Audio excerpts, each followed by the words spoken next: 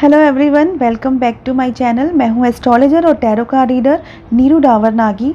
आई hope आप सभी लोग घर पर होंगे, सेफ होंगे और कुछ ना कुछ रोज़ नया सीखते होंगे। परमात्मा आपको रोज़ एक मौका देता है कुछ नया सीखने का। यूँ तो आप अपने सबसे बेस्ट टीचर हैं। आपकी लाइफ आपको रोज़ कुछ ना कुछ नया सिखा कर जाती है, पर फिर भी जिस तरह से सब लोग अब अपने घर पर ही टाइम स्पेंड कर रहे हैं, तो आप अपनी हॉबीज़ को, अपने इंटरेस्ट को बहुत टाइम दे सकते हैं, उस पर स्टडी कर सकते हैं। आपके इंटरेस्ट का जो रिलेशन है आपके प्रीवियस बर्थ से होता है। जिस तरह से आपके प्रीवियस बर्थ का रिलेशन आपके नक्षत्र से होता है। अभी तक आपने 9 नक्षत्रों की बातें जानी। आज हम जानेंगे 10वें नक्षत्र के बारे में, मघा नक्षत्र के बारे में।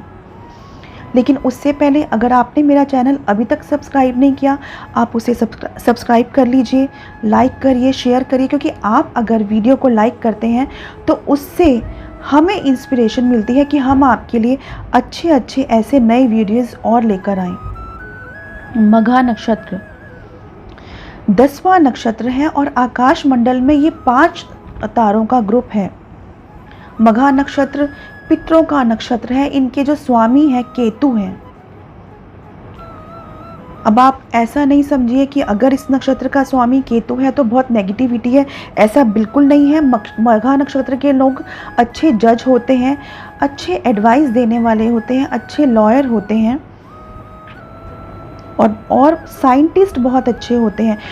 आप कभी नोटिस करना, अगर किसी बच्चे का घर में मघा नक्षत्र है, उसमें वो बहुत इनोवेटिव बच्चा होगा, उसको लगेगा कि कुछ नया नया कुछ क्रिएट करना है। तो ऐसे बच्चों के आप चीज़ों को आप आगे बढ़ाइए, उनको मौका दीजिए। अगर उन्हें साइंस में इंटरेस्ट है तो साइंस में उन्हें आप पढ़ाइए। तो किस तरह से आप देखते हैं कि नक्षत्र भी आपके इंटरेस्ट के बारे में बताते हैं, आपके नेचर के बारे में बताते हैं। मघा नक्षत्र सिंह राशि का पहला नक्षत्र है।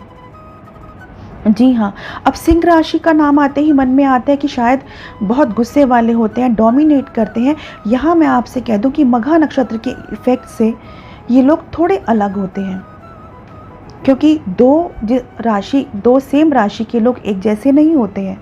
अगर आपके 2 सिंह राशि के 2 दोस्त हैं तो दोनों अलग रहेंगे, क्योंकि दोनों का अगर नक्षत्र अलग है, दोनों का अलग लगन अलग है, उनकी डिग्रीज़ क्या है, उस पर इफ़ेक्ट क्या है, बहुत सारी चीज़ें होती हैं जिससे मिलकर एक इंसान का स्ट्रक्चर बनता है। उसका कॉम्प्लेक्शन कैसा होगा, उसकी हाइट कैसी होगी, उसकी आँखें, उसका नेचर कैसा होगा। तो सिर्फ एक राशि के बेस पर आप नहीं कह सकते कि अगर किसी की मेष राशि है या किसी की सिंह राशि है, 2 लोगों की वो एक जैसे नहीं होते हैं। तो मघा नक्षत्र को अरब लैंग्वेज में अल जवा भी कहते हैं। अल जवा का मतलब होता है हेड ऑफ लॉयंस। ये इसी शेप का नक्षत्र होता है। और जिस तरह से मैंने आपको बताया कि 5 तारों का ये समूह होता है और पहले इसके स्टेप के जो लॉर्ड हैं वो मंगल होते हैं। ऐसे लोगों को जॉब करना बहुत पसंद होता है। ये लोग मैनेजमेंट बहुत अच्छा देखते हैं, बहुत अच्छे मैनेजर होते हैं। इनको किसी भी ऑफिस का अगर आप दे देंगे कमांड, तो ये बहुत अच्छे से उस रोल को निभा सकते हैं। और मघा नक्षत्र की जो सेकंड स्टेप के लॉर्ड हैं वो शुक्र हैं, क्योंकि सूर्य का तेज बहुत ज़्यादा होता है और शुक्र सौम्य प्लैनेट है, सॉफ्ट प्लैनेट है। सूर्य के प्रभाव में आने से ये अस्त भी हो जाते हैं, इनका जो इफ़ेक्ट है कम हो जाता है। तो ऐसे लोगों में थोड़ा सा इमोशनली ये लोग डाउन होने लगते हैं। अगर मघा नक्षत्र का दूसरा स्टेप है तो ये लोग मेंटली और इमोशनली बहुत वीक होने लगते हैं। तो ऐसे बच्चों को ज़्यादा संभालने की ज़रूरत होती है।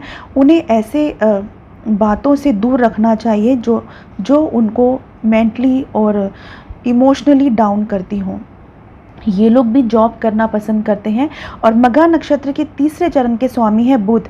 ये बहुत अच्छे लॉयर होते हैं, बहुत अच्छे जज होते हैं, ईमानदार होते हैं, अपने उसूलों पे रहते हैं।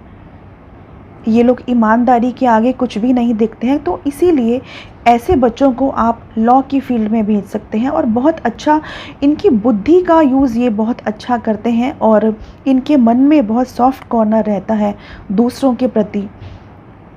बड़ों का रिस्पेक्ट करते हैं, तो मघा नक्षत्र पे तीसरे चरण में जो है बुध का इफ़ेक्ट आता है। बहुत अच्छी एडवाइस देने वाले होते हैं। अदरवाइज़ अगर लॉ में इनको नहीं जाना है तो ये एडवाइस बहुत अच्छी देते हैं। सीए बहुत अच्छे होते हैं। और मघा नक्षत्र के जो चौथे चरण के स्वामी हैं वो चंद्रमा है। ऐसे लोगों को बचपन में स्ट्रगल करना पड़ता है और 40 इयर्स के बाद इनको अच्छा सक्सेस मिलने लगता है। और अगर चंद्रमा अच्छा है तो जल्दी भी इसका इफ़ेक्ट मिलता है, लेकिन चंद्रमा अगर नेगेटिव इफ़ेक्ट पे है तो डिप्रेशन आने लगता है और साथ ही इनको बचपन में थोड़ा स्ट्रगल करना पड़ता है। तो इस चीज़ का आप ध्यान रखिए। अगर मघा नक्षत्र का चौथा चरण है तो चंद्रमा का इफ़ेक्ट ज़्यादा आता है। तो ऐसे लोग सोचने में बहुत डीप थिंकिंग रखते हैं और बहुत स्पिरिचुअल होते हैं। आपने जाना कि किस तरह से केतु के इफ़ेक्ट में भी कितने अच्छे अच्छे प्यारे पॉजिटिव इफ़ेक्ट्स भी इस मघा नक्षत्र में मिलते हैं। आज इतना ही।